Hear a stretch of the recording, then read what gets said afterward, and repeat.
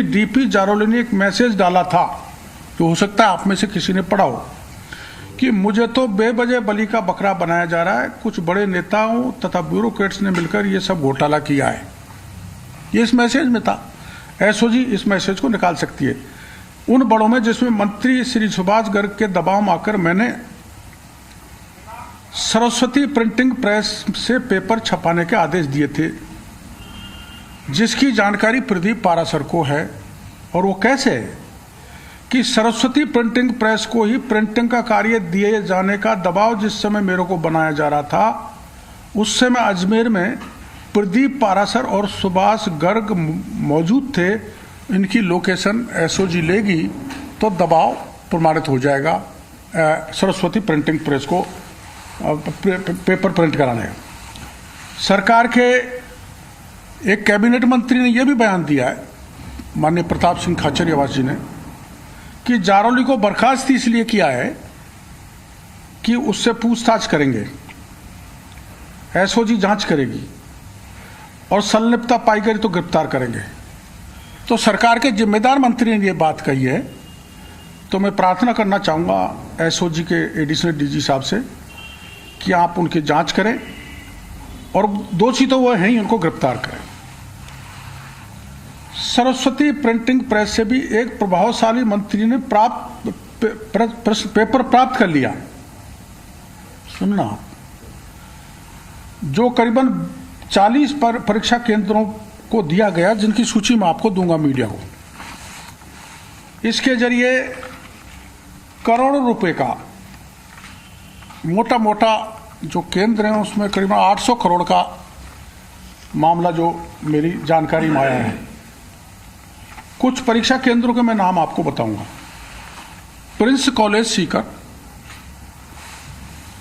जहां ये जिन्होंने लेन देन की है, Prince College Sikar, Kalam coaching institute Sikar, Mother Teresa Bharatpur. ये मदर टेरेसा भरतपुर की सुभाष गर्ग जो मंत्री जी हैं उसमें इनके शेयर है। अब इसमें एक चीज मैं यहीं खुलासा कर देता हूं। माननीय सुभाष गर्ग के गनमैन हेमंत यादव, जो कोटपुतली के निवासी हैं, उनका सेंटर इस मदर टेरेसा में मिला उनकी घर धर्मपत्नी के लिए, और वो पास हुई है हेमंत यादव की धर्मपत्नी, तथा हेमंत यादव के 10-12 लोगों ने भी इसी सेंटर से परीक्षा दी है, जो सारे के सारे पास हुए हैं। यहां पर अभ्यर्थियों को 24-25 की तारीख के दरमियान ही पेपर सॉल्व करवा दिया था। क्रम संख्या 55 केंद्र की मेरे पास है, परीक्षा केंद्र पे अंकित Jaswant senior higher secondary school Bharatpur, क्रम संख्या 74 पर अंकित मदर टेरेसा स्कूल भरतपुर। इन दोनों में सुभाष गर्ग का शेयर है, तथा क्रम संख्या 87 पर अंकित बाबा लक्ष्मण दास कॉलेज भरतपुर में माननीय मंत्री सुभाष गर्ग का चुनाव में कार्यालय रहा था। इन तीनों को भी सेंटर बनाया गया और सरकार बोर्ड ने यह तय किया था कि महिलाओं को यथासंभव नजदीक रखा जाएगा, जबकि इसकी पालना नहीं हुई। और सुभाष गर्ग जी के गनमैन, मैंने जो नाम बताया, हेमंत यादव की धर्मपत्नी ने कोटपुतली से जाकर मदर टेरेसा सेंटर में परीक्षा दी थी। यहाँ एक बात और महत्वपूर्ण है जो अचंभे करने वाली है कि मदर टेरेसा कॉलेज एवं जसवंत स्कूल एक ही कैंपस में, उसका एक ही मालिक है और उसमें माननीय मंत्री जी के शेयर बताए जाते हैं, और एक ही कॉलेज कैंपस में, स्कूल कैंपस में 2-2 केंद्र आवंटित कर दिए। ये किसने किए मैं आगे आपको बताने वाला हूं।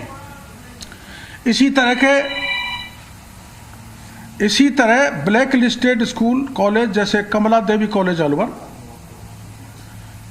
डीकवाल अलवर, द्रोणाचार्य महिला विद्यालय बूढ़ी बावल कोट कासिम अलवर और Shiv Shakti school Jaipur, Sunita ITI centre, Panna Dhat Tonk को भी सेंटर बनाया गया।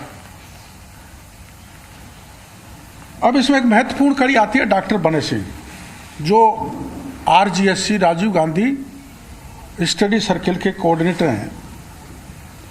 डॉक्टर सुभाष गर्ग के कहने पर RGSC के तमाम पदाधिकारियों की नियुक्ति डॉक्टर बने सिंह ने करवाई, जिनकी लिस्ट मैं आपको दूंगा।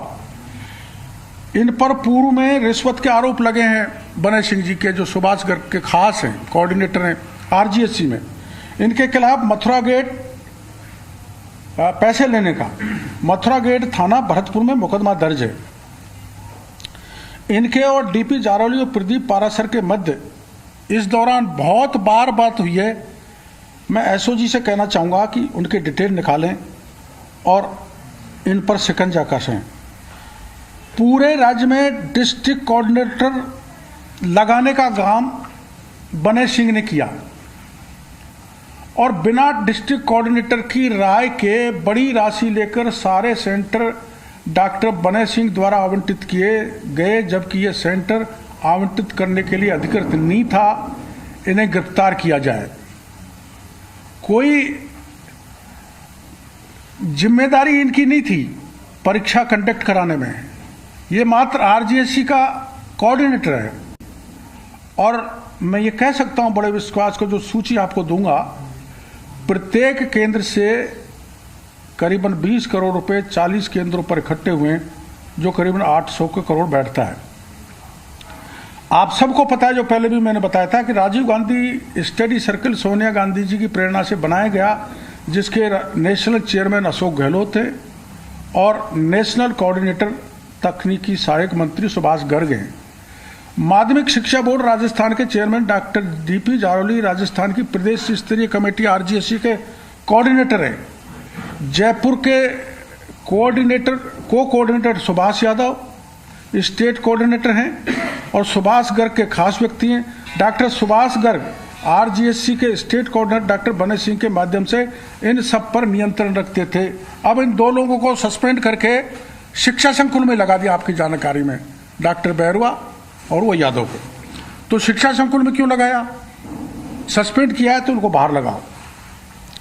एक चीज जो आपकी जानकारी में आई होगी मीडिया की में, एक शिक्षक को गिरफ्तार किया जिसका नाम है असलम चौबदार, SOG ने।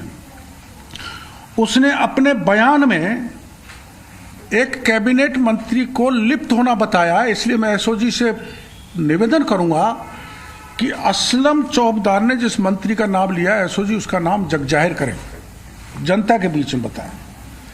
मोटे तौर पर मैं जो आंकड़े बता रहा हूं, एक आकलन के अनुसार करीबन 1,23,000 अभ्यर्थियों के अंक 140 से ऊपर आए हैं।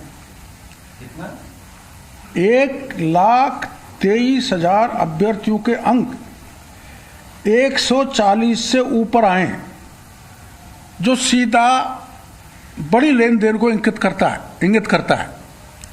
सरकार अगर परीक्षा को रद्द नहीं करना चाहती है तो इतना ही कर दे कि ये जो मैं 1,23,000 बता रहा हूं, इनके रिजल्ट ही घोषित कर दे,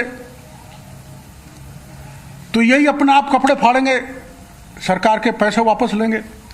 तो ये तो कभी किसी परीक्षा में नहीं होगा। और ये 140 से 148 तक नंबर हैं। अब माननीय सुभाष गर्ग का ट्रैक रिकॉर्ड सदा संदिग्ध रहा है। इनके कार्यकाल में रद्दी घोटाला हुआ, इनके कार्यकाल में टेट का पेपर लीक हुआ। 2013 में पहली बार परीक्षा आवेदन पत्र को लेकर OMR सीट जारी करने की जिम्मेदारी इन्हीं सुभाष गर्ग ने माइक्रोसॉफ्ट कंप्यूटर फर्म को दी थी, जो अजमेर की है, माइक्रोसॉफ्ट कंप्यूटर। जबकि ये तो रीट मामले को लेकर खुलासे करते हुए इस वक्त डॉक्टर किरोड़ी लाल मीणा जो है वो कई खुलासे जो है वो कर रहे हैं और कई गंभीर आरोप जो है उनकी तरफ से इस पूरे प्रकरण को लेकर लगाए जा रहे हैं। अपडेट्स पर देते रहेंगे। फिलहाल बढ़ेंगे आगे, बात करते हैं जयपुर में, जहां पर कांग्रेस का चिंतन शिविर चल रहा है।